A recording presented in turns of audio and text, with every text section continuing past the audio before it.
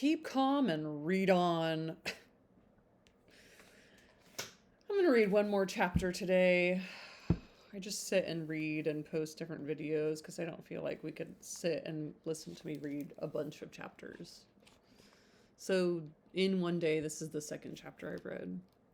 Keep calm and read on is what we're going to do today. And then I am going to get back to deep cleaning. I am going to get back to deep cleaning this house. I've taken everything out of the bay window and wiped it all down, inspired by just the need to want to deep clean, but also the hubby's got some allergies, so I've sprayed down all the windows of the house.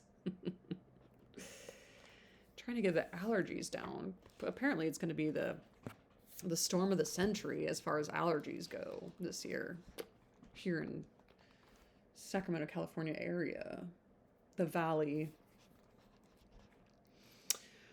Fanny went to this party, this dinner that she was invited to in the, Mrs. Norris and Lady Bertram did not want her to go at all. But she went to this party, and Henry Crawford really rubs her the wrong way, and all she can think of the whole time is like, Henry Crawford was like, that was the best time of my whole entire life when we were doing the play, and there was hustle and bustle and everything was happening. It was so much fun. And all Fanny could think of was, you were behaving like a disgraceful pig to Mariah and trying to separate a engaged woman from her husband. And also, we were doing this in the house that the person who owns this house would not at all be wanting this to happen. So it's incredible, and you're a disgusting person to think that that was the happiest time of your life. Get over yourself. And then Mary Crawford, this last paragraph of this last chapter said that she felt resentment and mortification. She was very angry with Edmund for going forward and being a clergyman and only going to be making £700 a year, which is probably thousands. How much? Hold on. £700 from Regency era today.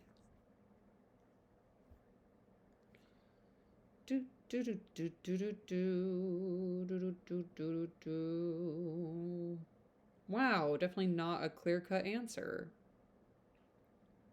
£100 is $17,000 today. So £700 would be like $119,000 a year. Not in today's economy that would work, but in that back then, I just read an article that said that you're like no longer middle class if you to be middle class, you have to make $200,000 a year. I keep going like this, and the goal keeps going like this. Not the goal to be middle class, but like,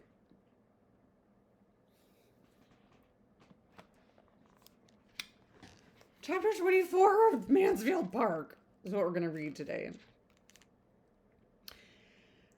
Henry Crawford. There was a guy at the play that I went to see, the Sense and Sensibility play, that, like, I don't know if he couldn't say his R's, but maybe the British character that he was playing couldn't say his R's. And he did talk like that. He said, Henry Crawford.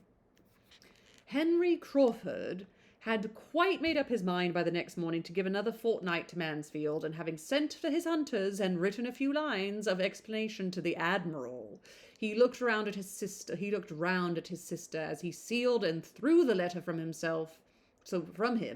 and seeing the coast clear of the rest of the family, said with a smile, "And how do you think I mean to amuse myself, Mary, on the days that I do not hunt?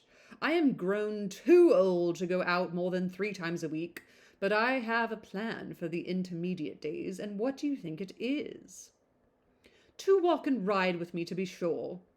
Not exactly, though I shall be happy to do both, but that would be exercise only to my body, and I must take care of my mind. Besides, that would be all recreation and indulgence, without the wholesome alloy of labor, and I do not like to eat the bread of idleness. Ooh, philosophical. I do not like to eat the bread of idleness. Whoa. No, my plan is to make Fanny Price in love with me?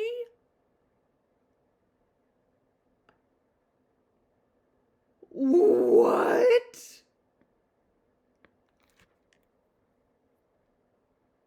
Bastard, he's a bastard. And you know what? Fanny Price is actually the last person to ever go out with you. Oh my god. I know already that Fanny's gonna be disgusted. Oh my god. She says, Fanny Price? Nonsense. No, no, you ought to be satisfied with her two cousins. These two people are scandalous. These two people are drama, scandalous, no good ne'er-do-wells that do not belong here. But I cannot be satisfied without Fanny Price, without making a small hole in Fanny Price's heart. You do not seem properly aware of her claims to notice. When we talked of her last night, none of you seemed sensible of the wonderful improvement that has taken place in her looks within the last 6 weeks. You see her every day, and therefore do not notice it, but I assure you she is quite a different creature from what she was in the autumn. She was then merely a quiet, modest, not plain-looking girl, but she is now absolutely pretty. I used to think she had neither complexion nor countenance, but in that soft skin of hers, so frequently tinged with a blush as it was yesterday, there was a decided beauty. Yeah, that's because she was pissed off at you every time you talk. You were pissing her off, and she gets red when she's angry. And from what I observed, her eyes and mouth, I do not despair of their being capable of expression, even when she has expression enough when she has anything to express. And then her air, her manner, her tout ensemble.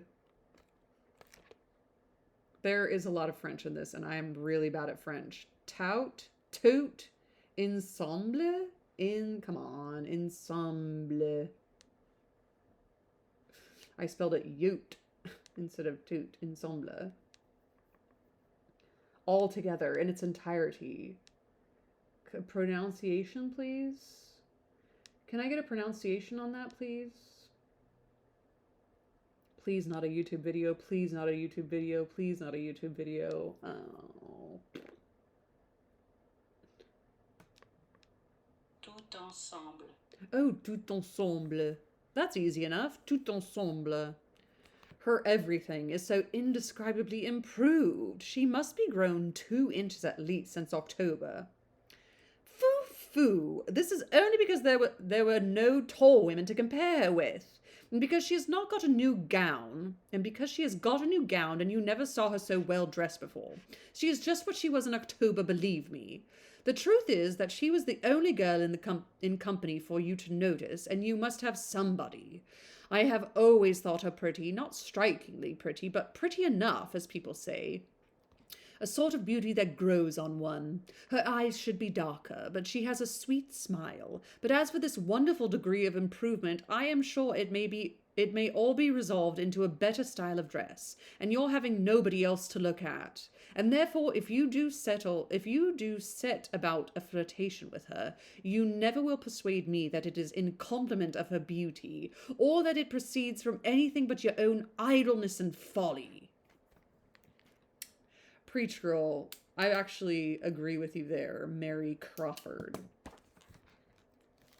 Her brother gave only a smile to this accusation, as soon afterwards said, I do not quite know what to make of Miss Fanny. I do not understand her. I could not tell what she would be at yesterday. What is her character? Is she solemn? Is she queer? Is she prudish? Why did she draw back and look so grave at me? I could hardly get her to speak. I never was so long in company with a girl in my life, trying to entertain her and succeed so ill. To you, she's playing hard to get, and that's what you like about her, huh? Henry. Jeez, you're up for a challenge. Yuck. Never met a girl who looked so grave on me. I must try to get the better of this. Her look says, I will not like you. I am determined not to like you. And I say, she shall. Foolish fellow.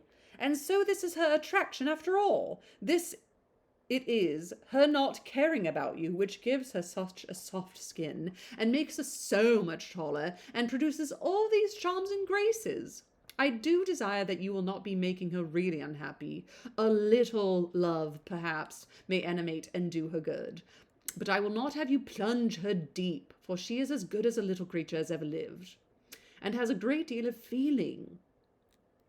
It can be but a fortnight, said Henry, and if a fortnight can kill her, she must have a constitution which nothing could save. No, I will not do her any harm, my dear little soul.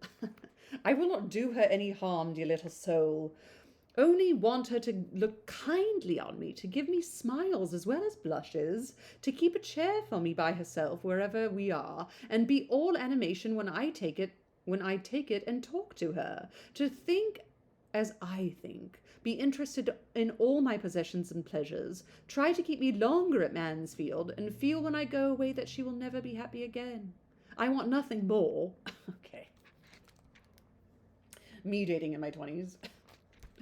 Like everything that I like. Oh my god. Moderation itself, said Mary. I can have no scruples now. Well, you will have opportunities enough of endeavouring to recommend yourself, for we are a great deal together. For we are a great deal together.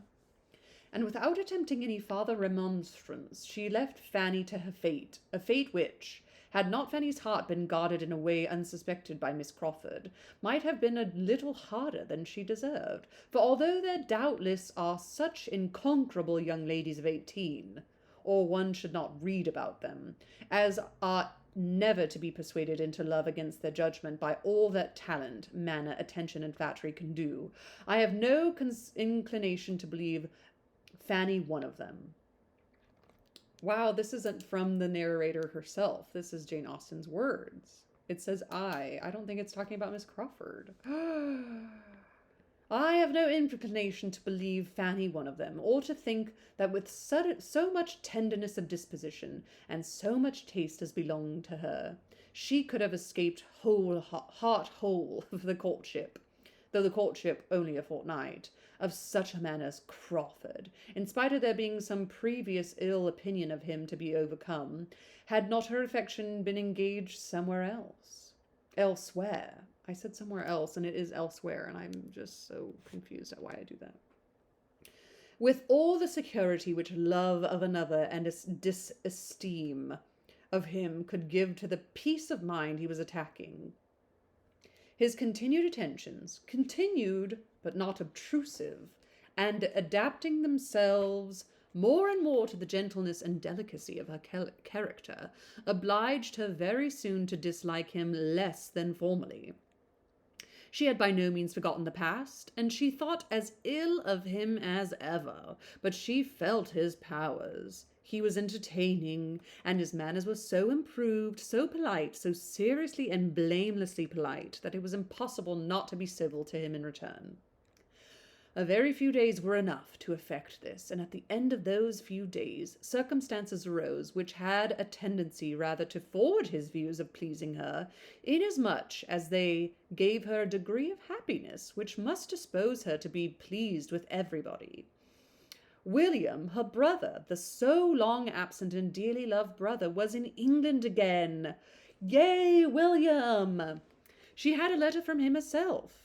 A few hurried happy lines, written as the ship came up the channel, and sent into Portsmouth with the first boat that left the Antwerp at anchor in Spithead.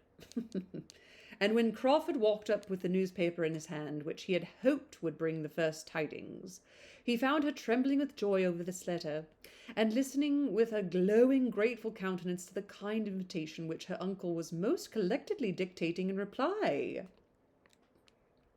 It was but the day before that Crawford made himself thoroughly master of the subject, or had in fact become at all aware of her having such a brother, or his being in such a ship. But the interest that excited had been very properly lively, determining him on his return to town to apply for information as to the probable period of the Antwerp's return from the Mediterranean, etc., and the good luck which attended his early examination of the ship news the next morning seemed the reward of his ingenuity in finding out such a method of pleasing her, as well as his dutiful attention to the admiral, and having for many years taken in the paper esteemed to have the earliest naval intelligence. That was a long sentence. I haven't been taken aback by a sentence in a while. He proved, however, to be too late. All those fine first feelings, of which he had hoped to be the exciter, were already given. But his intention, the kindness of his intention, was thankfully acknowledged, quite thankfully and warmly, for she was elevated beyond the common timidity of her mind by the flow of her love for William. This dear William would soon be amongst them. There could be no doubt of his obtaining leave of absence immediately, for he was still only a midshipman, and his parents, from living on the spot, must already have seen him, and be seeing him perhaps daily. His direct holidays might with justice be instantly given to the sister, who had been his best correspondent through a period of 7 years, and the uncle who had done most for his support and advancement, and accordingly the reply to her reply, fixing a very early day for his arrival, came as soon as possible, and scarcely 10 days had passed since Fanny had been in the agitation of her first dinner visit, when she found herself in an agitation of a higher nature, watching in the hall, in the lobby, on the stairs, for the first sound of the carriage, which was to bring her a brother. Beautifully written. That was a beautiful image. That was beautiful. It came happily while she was thus waiting, and there being neither ceremony nor fearfulness to delay the moment of meeting, she was with him as he entered the house, and the first minutes of exquisite feeling had no interruption and no witness, unless the servants chiefly intent upon opening the proper doors could be called such. Right. They are people and they do see stuff. This was exactly what Sir Thomas and Edmund had been separately convining at, as each proved to the other by the sympathetic alacrity with which they both advised Mrs. Norris's continuing where she was, instead of rushing out into the hall as soon as the noises of the arrival reached them. Mrs. Norris. Should be her for Halloween. William and Fanny soon showed themselves, and Sir Thomas had the pleasure of receiving in his protege, certainly a very different person from the one he had equipped 7 years ago, but a young man of an open, pleasant countenance, and frank, unstudied, but feeling and respectful manners, and such as confirmed him his friend. Sir Thomas said, Sir Thomas. Okay. It was long before Fanny could recover from the agitating happiness of such an hour as was formed by the last 30 minutes of expectation and the first of fruition. It was some time even before her happiness could be said to make her happy, before the disappointment inseparable from the alteration of person had vanished, and she could see in him the same William as before, and talk to him as her heart had been yearning to do through many a past year. That time, however, did gradually come, forwarded by an affection on his side as warm as her own, and much less encumbered by refinement or self-distrust. She was the first object of his love, but it was a love which his stronger spirits, a bolder temper, made it as natural for him to express as to feel. On the morrow they were walking about together with true enjoyment, and every succeeding morrow renewed a tete-a-tete, which Sir Thomas could not but observe with complacency, even before Edmund had pointed it out to him. excepting the moments of peculiar delight which any marked or unlooked for instance of Edmund's consideration of her in the last few months had excited, Fanny had never known so much felicity in her life as in this unchecked, equal, fearless intercourse with the brother and friend who was opening all his heart to her, telling her all his hopes and fears, plans and solicitudes respecting that long thought of, dearly earned, and justly valued blessing of promotion. Who could give her direct and minute information of the father and mother, brothers and sisters of whom she very seldom heard? Who was interested in all the comforts and all the little hardships of her home at Mansfield, ready to think of every member of that home as she directed, or differing only by the less scrupulous opinion and more noisy abuse of their aunt Norris, and with whom, perhaps the dearest indulgence of the whole, all the evil and good of their earliest years could be gone over again, and every former united pain and pleasure retraced with the fondest recollection. Yeah, I guess having not seen each other for very long, but they were writing, but you never know if somebody's like really changed by being out in the military or something, like having that friendship just feel like, oh, we're just picking up where we left off and there's nothing different, but everything is different. It feels so good. An advantage this, a strengthener of love in which the conjugal tie is beneath the fraternal.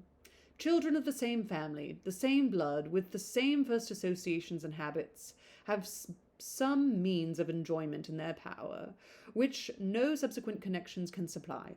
And it must be by a long and unnatural estrangement, by a divorce which no subsequent connection can justify, if such precious remains of the earliest attachments are ever entirely outlived. Too often, alas, it is so. Fraternal love, sometimes almost everything, is at others worse than nothing.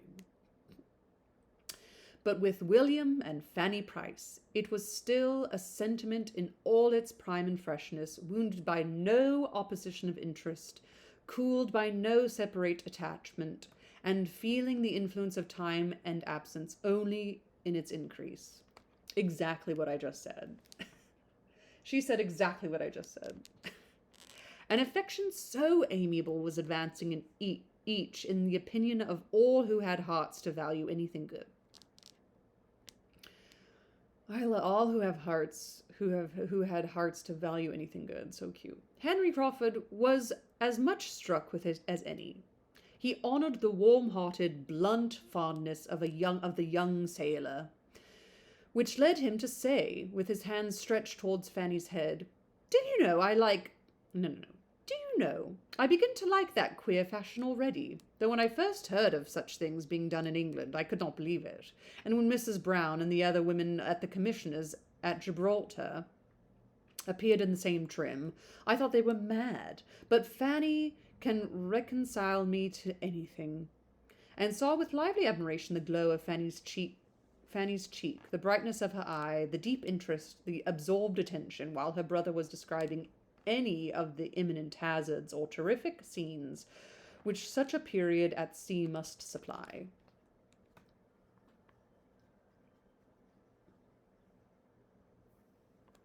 It was a picture which Henry Crawford had moral taste enough to value. Fanny's attractions increased twofold, for the sensibility which beautified her complexion and illuminated her countenance was an attraction in itself. He was no longer in doubt of the capabilities of her heart. She had feeling, genuine feeling. It would be something to be loved by such a girl, to excite the first ardors of her young, unsophisticated mind. She interested him more than he had foreseen. A fortnight was not enough. His stay became indefinite. William was often called on by his uncle to be the talker. His recitals were amusing in themselves to Sir Thomas, but the chief object in seeking them was to understand the reciter, to know the young man by his histories, and he listened to his clear, simple, spirited details with full satisfaction, seeing in them the proof of good principles, professional knowledge, energy, courage, and cheerfulness, everything that could deserve or promise well. Young as he was, William had already seen a great deal. He had been in the Mediterranean, in the West Indies, in the Mediterranean again, had been often taken on shore by the favour of his captain, and in the course of 7 years had known every variety of danger which sea and war together could offer.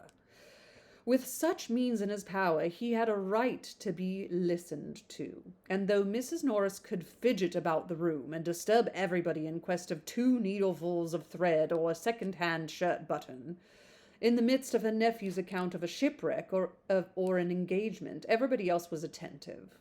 Mrs. Norris. And even Lady Bertram could not hear of such horrors unmoved, or without sometimes lifting her eyes from her work to say, "Dear me, how disagreeable! I wonder anybody could ever go to sea." Your husband just came back from sea. Oh my God.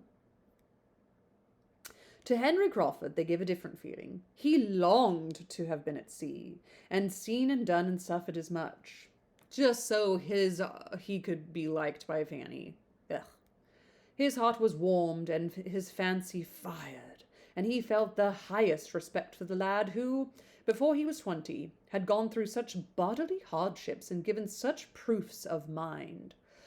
The glory of heroism, of youthfulness, of exertion, of endurance made his own habits of selfish indulgence appear in shameful contrast, and he wished he had been a William Price, distinguishing himself and working his way to fortune in consequence with so much self-respect and happy ardor instead of what he was. The wish was rather eager than lasting. He was roused from the reverie of retrospection and regret. Oh my God.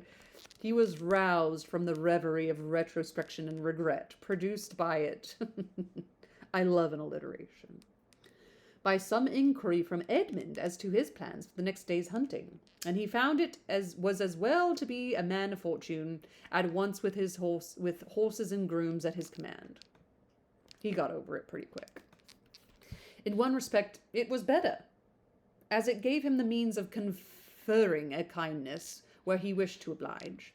His spirit, with spirits, courage, and curiosity up to anything, William expressed an inclination to hunt, and Crawford could mount him without the slightest inconvenience to himself, and with only some scruples to obviate in Sir Thomas, who knew better than his nephew the value of such a loan, and some alarms to reason away in Fanny.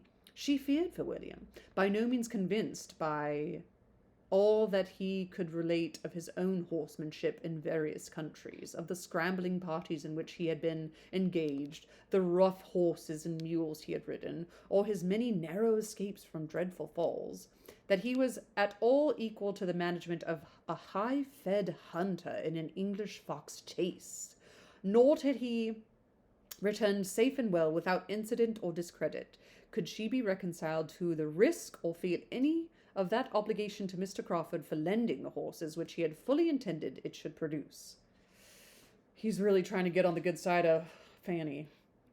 When it was proved, however, to have done William no harm, she could allow it to be a kindness, and even reward the owner with a smile when the animal was 1 minute tendered to his use again, and the next with the greatest cordiality, and in a manner not to be resisted, made over to his use entirely so long as he remained in Northamptonshire. Made over to his use entirely so long as he remained in Northamptonshire. Wow, that chapter was wild. I love it when we hear I, because it makes me feel like Jane Austen is like giving us her little thoughts about her own little story, and it feels so cool. What a bomb drop. I was not expecting that Henry Crawford was trying to get Fanny to like be in love with her, and good for Fanny Price, just like, I'm not even going to say thanks until I get my brother back safe and sound, and then it's going to be a smile. But he lent him the horse for the whole time that he was there. Okay, I'm back. I think just the last couple chapters before this were just like, everybody's being so sassy to each other, and Mrs. Norris is terrible, and it just was a lot. But I'm totally back. I'm back in it with this book. Thank you all for staying with me. Thank myself for staying with myself. And happy reading, everybody. Isn't it a fun roller coaster ride? And if you just stick with it, it can be rewarding. This feels rewarding. Happy reading, everybody. And ta-da!